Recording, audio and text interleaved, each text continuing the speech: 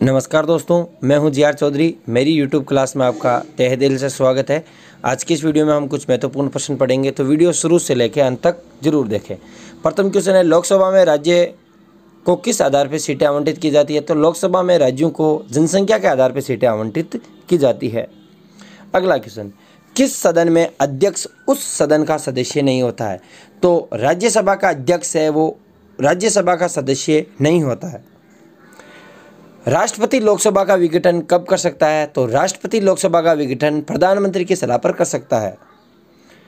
यदि राष्ट्रपति त्यागपत्र देना चाहे तो अपना त्यागपत्र किसे संबोधित करेगा? तो भारत के उपराष्ट्रपति को राष्ट्रपति अपना त्यागपत्र संबोधित करता है। 1976 में 42वें संविधान संशोधन द्वारा संविधान में नागरिकों के लिए कितने मौलिक कर्तव्य निश्चित किए गए? 10 मौलिक कर्तव्य निश्चित किए गए। 42वें संविधान संशोधन 1976। राज्य के नीति निर्देशक सिद्धांतों में किस अनुच्छेद का संबंध अंतर्राष्ट्रीय शांति एवं सुरक्षा के संवर्धन से है? अनुच्छेद 51 का संबंध अंतर्राष्ट्रीय शांति एवं सुरक्षा के संवर्धन से है।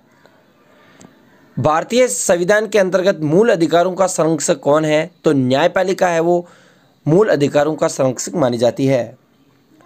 गुजरात में विधानसभा के चुनाव को स्थगित करने के चुनाव आयोग के निर्णय की विधि मान्यता पर उच्चतम न्यायालय की राय जानने के लिए राष्ट्रपति ने उच्चतम न्यायालय से अनुरोध भारतीय संविधान के कौन से अनुच्छेद के अंतर्गत किया? अनुच्छेद 143 के अंतर्गत यह अनुरोध किया।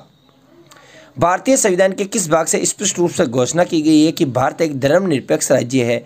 तो संविधान की प्रस्तावना में यह घोषणा की गई है कि भारत एक धर्मनिरपेक्ष राज्य है। धर्मनिरपेक्ष राज्य का मतलब है किसी विशेष धर्म को पक्ष ने रखकर सभी धर्मों को एक समान मानना।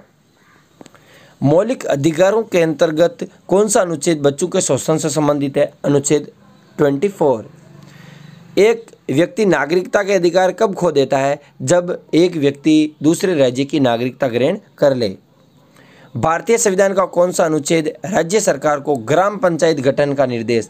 तो ग्राम पंचायत गठन का निर्देश अनुच्छेद 40 में। अनुसूचित जाति और अनुसूचित जनजाति यानी एससी व एसटी के लिए एक राष्ट्रीय आयोग गठित करने का प्रावधान अनुच्छेद 338 व अनुच्छेद 338A में किया गया है। निम्नलिखित में से किस स्थिति में बंदी प्रत्यक्षीकरण याचिका जारी की जाती है? दोषपूर्ण पुलिस नजरबंदी की स्थिति में बंदी प्रत्यक्षीकरण याचिका जारी की जाती है। 42वें संविधान संशोधन के 10 आचार आदर्शों को किस नाम से जाना जाता है? मौलिक कर्तव्यों के नाम से जाना जाता है। भारतीय संविधान के अंतर्गत निम्नलिखित में से कौन सा अनुच्छेद संसद को राज्य सूची के विषय में विधि निर्माण की शक्ति प्रदान करता है? अनुच्छेद 249।